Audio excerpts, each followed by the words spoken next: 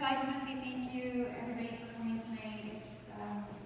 It's really special, actually, to see so many people, and I'm very surprised. I just feel like when I do these things, maybe 2 people will show up. I just really want to thank you for coming out. And this experience for the Working Arts Prize project has been really remarkable for me, and I just want to say thank you to Lacey, especially, who's standing directly across from me. She was one of my studio assistants. Victoria and Marissa, I don't think they're here tonight, but very helpful in putting the work together and helping me actually finish on the deadline. And of course, Eric and Amy and Annette and Aaron and Lucy and everybody here at Merck has been just so supportive. So I just want to say thank you. I know it's kind of boring to start that way, but thank you. I never know where to start these things, so I think I'll just start with the title of the show.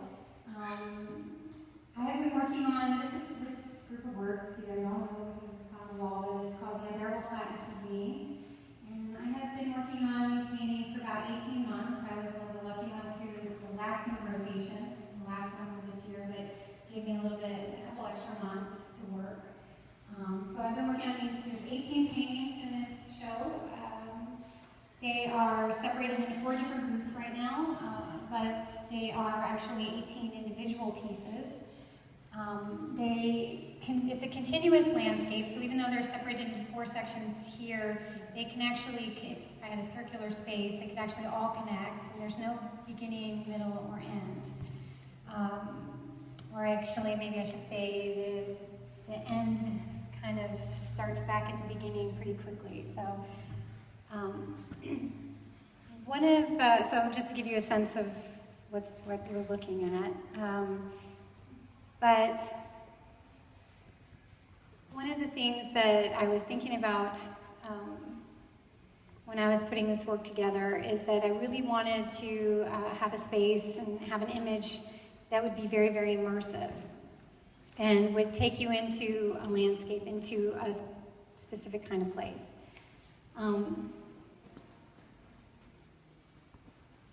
The idea...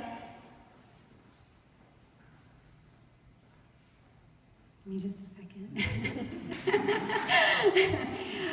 I've been working on this for about 18 months, but the idea for the panoramic landscape is something I've been living with for about 4 or 5 years now.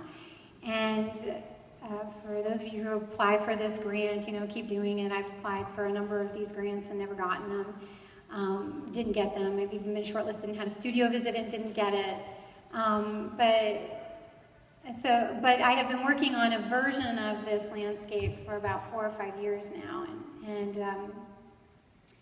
when, of course, the imagery has changed over time as I kind of built the idea for the show, or actually got the money to actually make the work. The ideas changed over time, but one of the questions I've been getting a lot in terms of the work is what the overall narrative is for the piece, because I know they're very abstract.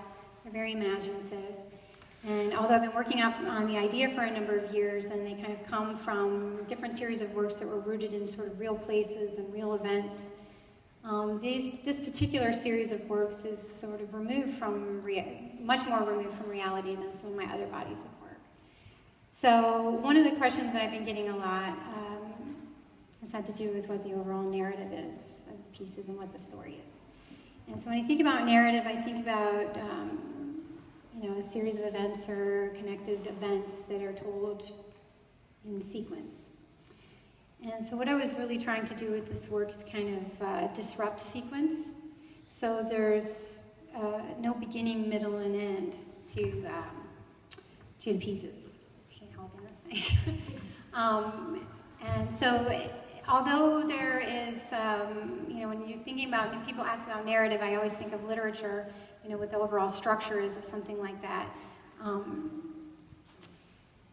There's definitely a structural idea, but the narrative maybe is more thematic and maybe less sequential. It doesn't go from one point, point A to point B to point C.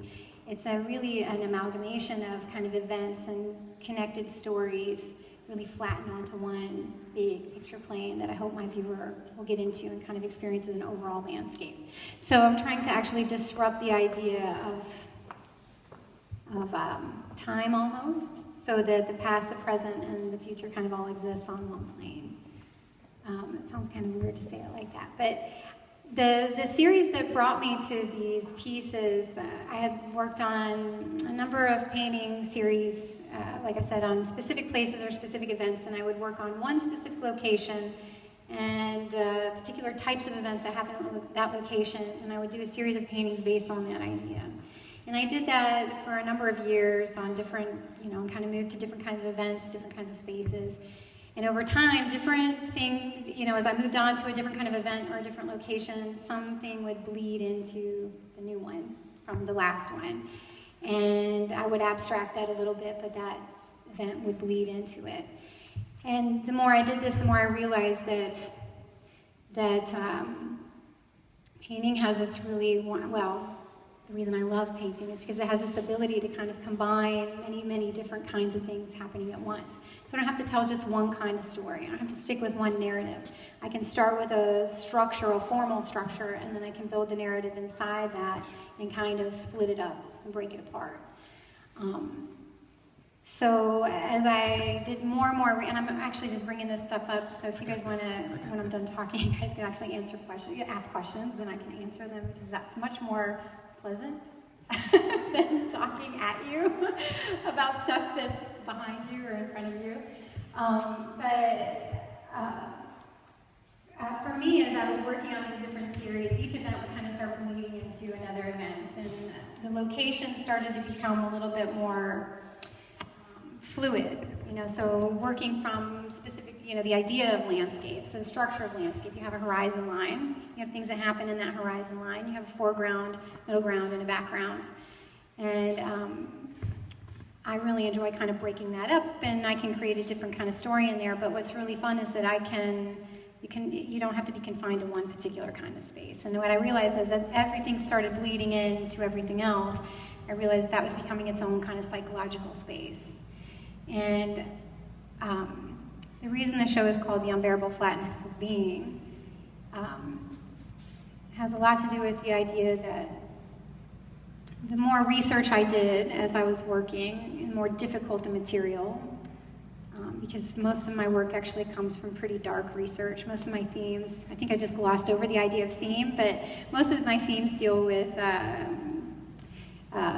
futility of earthly pleasures, the memento mori idea that life is short, that the time that we have here is fleeting. There's lots of bubbles. There's all kinds of little symbols in the work that kind of brings you out to some of those ideas, that things are always kind of in flux and moving.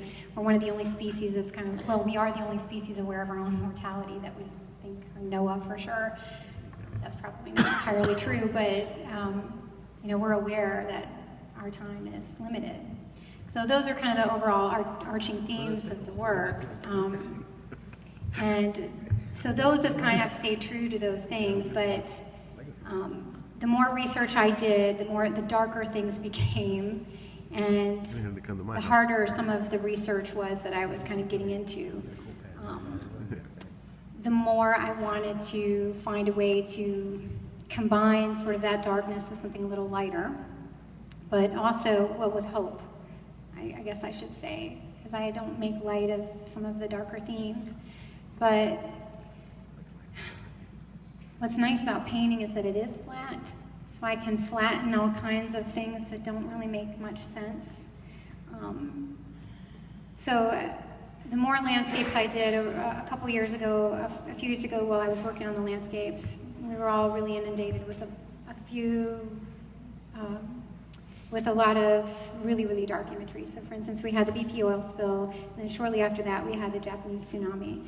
And so what happened was, in a course of about 10 months, everything around us was all these really big dark pools seeping in to everything. So on the specific landscapes that I was working on, big dark pools started showing up in all my work. And it was because I was, like most people, deeply affected by the imagery. And also I am from Louisiana, so the imagery that I was seeing felt very personal, but difficult to include in the work, so I wasn't sure how to do that.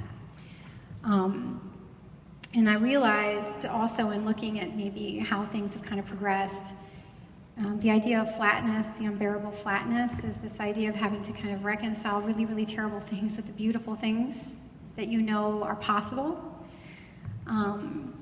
Painting has a unique, painting itself to me, you know, the reason why I love to do it, and I've done all different kinds of mediums, but painting to me is very unique because it is so flat and it does have the ability to sort of be deep space, but also psychological. So there's lots of other mediums have this ability too, but I just like painting. But painting itself has a it's very physical. It's you can see the marks on the surface.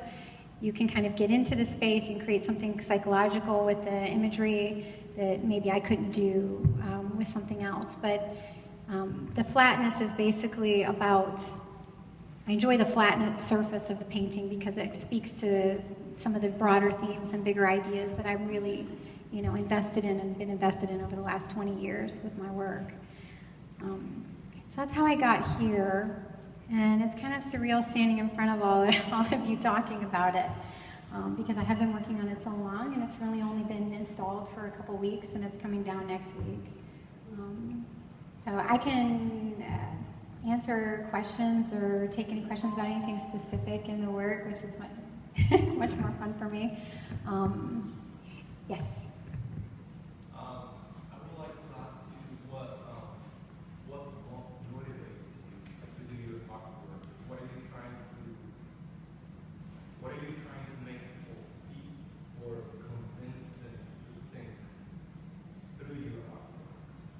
Well, for this particular, that's a good question. I mean, I can really only speak to this particular body of work that's standing here, but that's here in front of you. But I think with this particular body of work, I really wanted my viewer to come in and, in the darkness, maybe be able to ask themselves whether they're curious about what's in the darkness or fearful. You know, it's an abstracted landscape. The horizon is not, I'm not loyal to my horizon line. So I'll start with a horizon and then I will completely break it apart because I want my viewer to feel a little bit unsettled by the imagery. I want my viewer to feel, I would like that relationship to be confusing so that my viewer feels like, and it's not realism in any way, obviously. I want my viewer to feel like sometimes they can get deep inside the image, but there's something always that kind of snaps them back to the surface and reminds them where they're there. They're present in the space. They're present looking at the painting. The symbolism and the imagery, you know, is very fluid and I think can be interpreted many different ways. Sometimes, you know, some shapes look like some things to some people. Some things look scarier to some people than others. I think some people have come in and said, oh, it's, you know, very bright and cheery, where others are like, this is terrifying. So I really enjoy that ambiguity, and I want people to ask themselves which part is, you know, what is scary, what is in the darkness, what do I choose to see? And that's what I had to do when I was making the work. So as I was researching particular events in particular places, they're generally not very nice events. And as a species, we tend to repeat horrible events all the time. And I think most of us generally would like to not do that and see something very different happen. And so I think that really I'm trying to reconcile that problem for myself, and then I'm hoping that there's enough space for my viewer to have a relationship in the same way, so that it's maybe not quite so cut and dry what I want somebody to see right away or be like right away, but because I'm not sure what I'm like right away with it. I'm not sure if I'm curious about the darkness or fearful of it sometimes. So I guess I would like a viewer to come out thinking that. What motivates me,